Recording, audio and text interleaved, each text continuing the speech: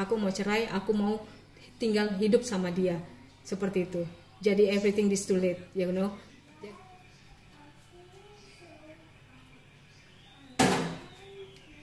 Hai teman-teman, apa kabar kalian semua? Kembali lagi di sini dengan saya Moana. Nah teman-teman, di video kali ini Moana kembali lagi mau sharing manja.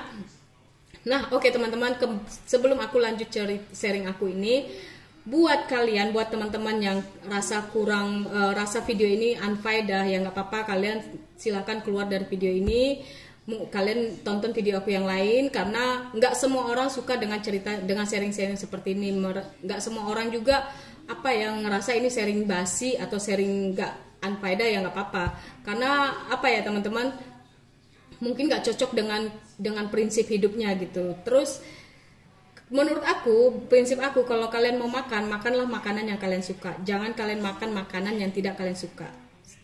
Contohnya seperti ini, kalau kalian mau nonton video yang tidak kalian suka, ya jangan kalian tonton seperti itu ya. Karena di sini aku nggak semata-mata untuk mengejar viewers, aku cuma mau sharing aja. Masalah viewers itu biarlah datang dengan sendirinya, bukan dengan paksaan. Walaupun aku sudah udah nonton ke channel kalian, kalau kalian rasa video aku nggak bermanfaat, kalian nggak nonton juga nggak masalah gitu kan.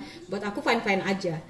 Oke teman-teman, di sharing manja ini aku mau sharing mengenai kenapa wanita itu berselingkuh, gitu kan.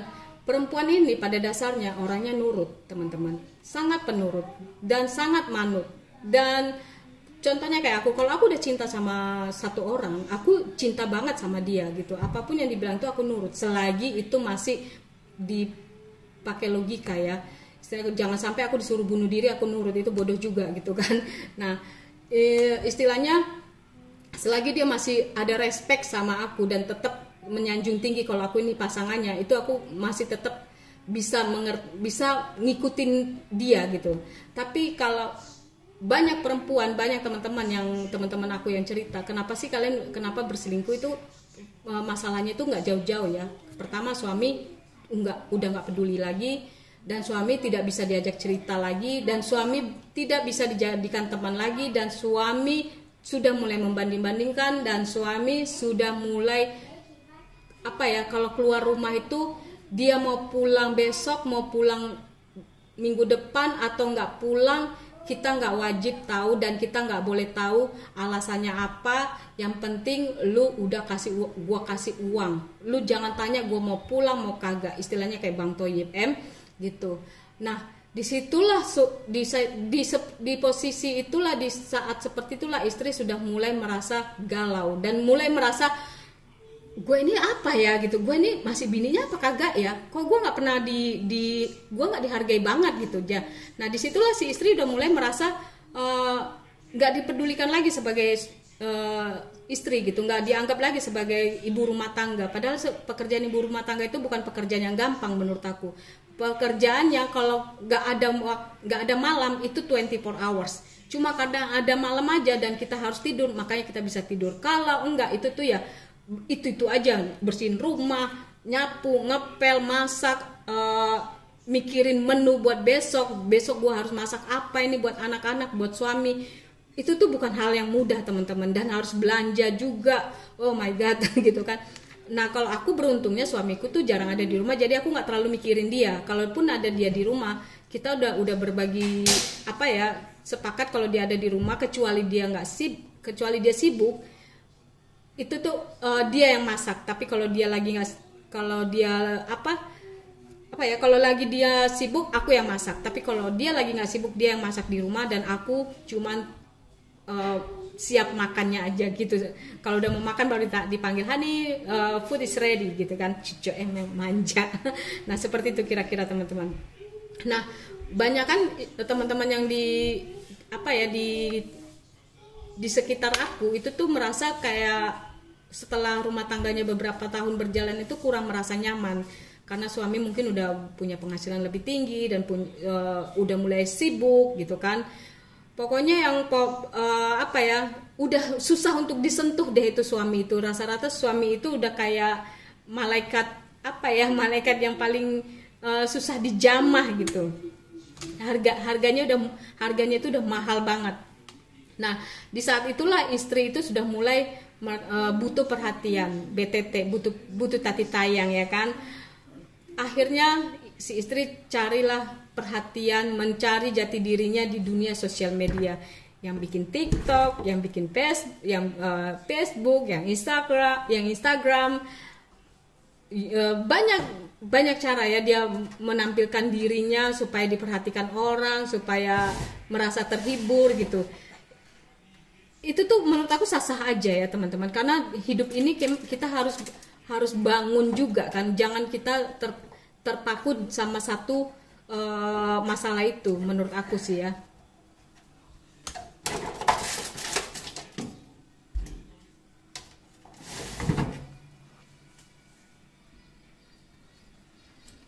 Nah, pada saat istri sudah mulai merasa nyaman di dunia sosial medianya, sudah mulai ketemu chattingan, ketemu laki-laki atau pokoknya orang yang merasa nyaman dia untuk cerita, udah mulai perhatiin kamu udah makan belum, kamu lagi apa, kamu udah sarapan belum, kamu lagi di mana, gimana keadaan kamu hari ini.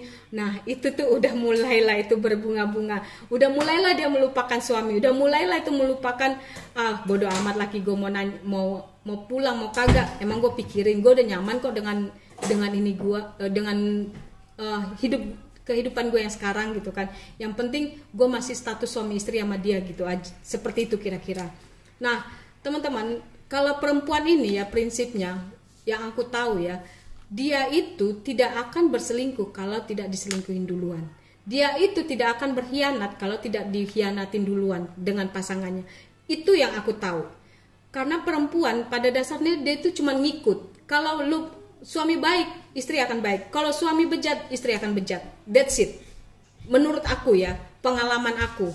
Jadi semuanya itu tergantung dari kepala rumah tangga. Kalau kepala rumah tangganya ini mau bawa rumah tangganya baik, akan baik. Tapi kalau kepala rumah tangga membawa rumah tangganya ini ke ambang yang kacau, itu tuh akan kacau gitu. Nah parahnya lagi teman-teman, kalau perempuan ini, wanita, ibu rumah tangga, emak-emak, kalau udah mulai jatuh cinta dengan laki-laki lain, itu akan susah untuk melupakannya. Apalagi si laki-laki ini sudah mulai memberikan kenyamanan dan memberikan perhatian yang dia nggak dapatkan lagi dari suaminya. Dan si wanita ini, si emak-emak ini udah mulai fall in love lah ya ceritanya. Nah itu tuh udah tanda-tanda yang berbahaya. Nah nanti kalau sudah di tahap ini siapa yang disalahkan? Pasti yang disalahkan emak-emak. Bapak-bapak enggak bakal disalahin. Gue kan nyari duit, gue gini, pasti excuse-nya seperti itu, merasa gue ini tulang punggung dan gue gak wajib disalahkan gitu kan. Padahal awal-awalnya si emak ini udah mencoba berusaha untuk supaya mendapatkan perhatian dari suaminya, supaya tetap dicintai sama suami, tapi suaminya semakin jauh gitu loh, semakin membuat jarak antara istri dan suami gitu kan. Nah pada dasarnya istri sudah ketemu chattingan dia dan ketemu dunianya, dia merasa nyaman dengan dunianya, dengan laki-laki yang memperhatikan dia. Ini akan susah teman-teman, karena perempuan pada dasarnya itu kalau laki-laki satu langkah, perempuan ini udah maju 10 langkah dan dia tidak akan mau mundur. Itu yang aku tahu, ya kan? Kalau laki-laki mungkin maju 1 langkah dia ngerasa dia bisa balik lagi. Tapi kalau perempuan itu nggak bisa. Yang aku tahu, dia kalau udah melangkah, ya melangkah aja terus, nggak bakalan dia mau mundur. Seperti itu teman-teman. Makanya bahaya banget kalau udah sampai emak-emak ini mendapatkan jati dirinya di luar perhatian suami. Jadi kalian kalau sampai mengalami seperti itu, lebih baik jangan sampai kalian membiarkan. Kalau kalian emang masih cinta dengan istri kalian, masih sayang dengan istri kalian, please keep it. Jangan kalian biarkan istri kalian ini mencari jati dirinya di luar dirimu gitu, di luar di luar dirimu deh pokoknya gitu. Karena kalau perempuan udah selingkuh, mama udah selingkuh, dia itu tidak akan mau jarang banget dia mau balik lagi ke suaminya, apalagi maupun dia balik itu mungkin cuman acting aja, cuman acting supaya everything looking fine, everything looking good, everything looking nice gitu. Tapi hatinya itu udah didapat dia udah merasa nyaman dengan laki-laki ini. Jadi apa ya, bermain drama sepanjang hari lah dengan pasangannya ini, menurut aku seperti itu teman-teman. Jadi kalau kalian emang masih cinta banget, sayang banget dengan pasangan kalian, dengan istri kalian, lebih baik kalian lebih memperhatikannya. Kenapa, tanyakan kenapa, bagaimana gitu kan. Jangan kalian biarkan dia semakin jauh dan dia akan semakin memperhatikan bentuk tubuhnya, dia akan semakin mencintai dirinya supaya kelihatan cantik sama orang lain. Dan di saat dia sudah mendapatkan cintanya di luar, barulah kalian sadar, oh kenapa begini, kenapa seperti itu, baru kalian bilang ini terlambat. Dan di saat kalian nyatakan terlambat, ya mungkin nasib baik kalau istri kalian masih mau balik sama kalian. Tapi kalau istrinya udah ngerasa lebih nyaman sama itu, mungkin dia nggak akan segan-segan bilang aku mau cerai, aku mau tinggal hidup sama dia, seperti itu. Jadi everything is too late, you know. Jadi teman-teman, buat aku, jangan kalian sia-siakan cinta sejati kalian kalau kalian emang masih mencintai dia. Tapi kalau kalian sudah emang nggak peduli lagi sama cinta sejati kalian, jadi jangan kalian menyesal pada saatnya nanti cinta sejati kalian akan diambil orang lain dan orang lain itu akan menjadi pemenangnya. Oke teman-teman, segitu dulu sharing aku kali ini, sharing manja. Buat kalian yang merasa sharing ini bermanfaat, aku ucapkan terima kasih. So thank you. So see you in next video. Bye.